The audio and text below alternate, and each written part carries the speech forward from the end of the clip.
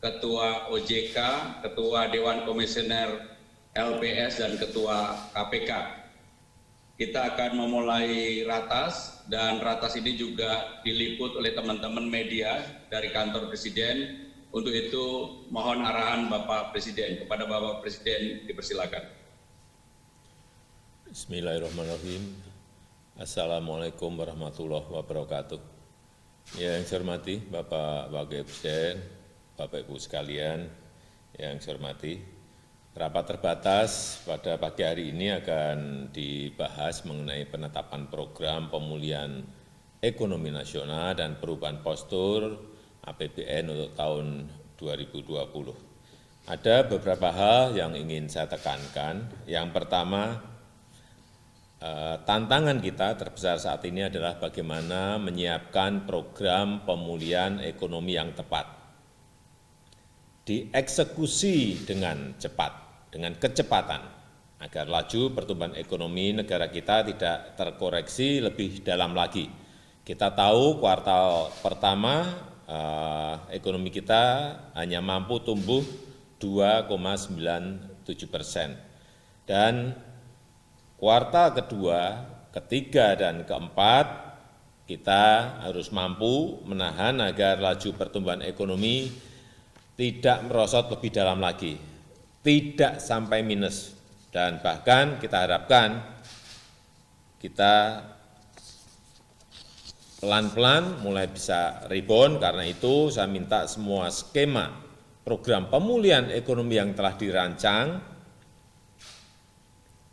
seperti subsidi bunga untuk UMKM, penempatan dana untuk bank-bank yang terdampak restrukturisasi, kemudian penjaminan kredit modal kerja, kemudian PMN untuk BUMN, dan investasi pemerintah untuk modal kerja.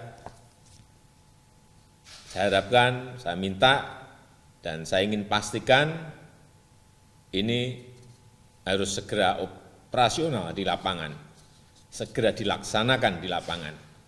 Yang kedua, program pemulihan ekonomi nasional memberikan manfaat nyata pada pelaku usaha, utamanya sektor industri padat karya, agar mereka tetap mampu beroperasi. Ini penting, dan mencegah terjadinya PHK yang masif, dan mampu mempertahankan daya beli para pekerjanya, para karyawannya. Sektor industri padat karya perlu menjadi perhatian. Hati-hati sekali lagi untuk industri padat karya, karena sektor ini menampung tenaga kerja yang sangat banyak, sehingga guncangan pada sektor ini akan berdampak pada para pekerja dan tentu saja ekonomi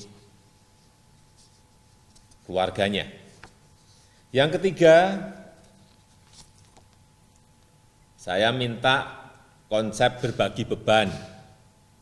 Sekali lagi saya minta konsep berbagi beban, sharing the pain, harus menjadi acuan bersama antara pemerintah, BI, OJK, perbankan, dan pelaku usaha harus betul-betul bersedia memikul beban, bergotong royong, bersedia bersama-sama menanggung risiko secara proporsional dan dilaksanakan dengan prinsip kehati-hatian, agar pelaku usaha, korporasi tetap mampu berjalan, PHK masif dapat kita cegah, dan sektor keuangan tetap stabil, dan tentu saja pergerakan roda ekonomi terus bisa kita jaga.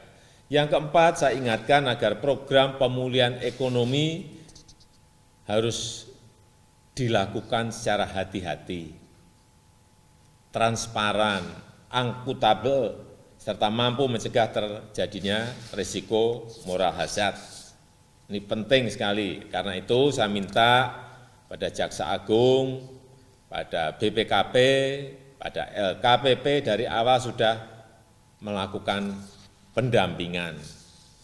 Dan jika diperlukan, KPK juga bisa dilibatkan untuk memperkuat sistem pencegahan. Ini penting.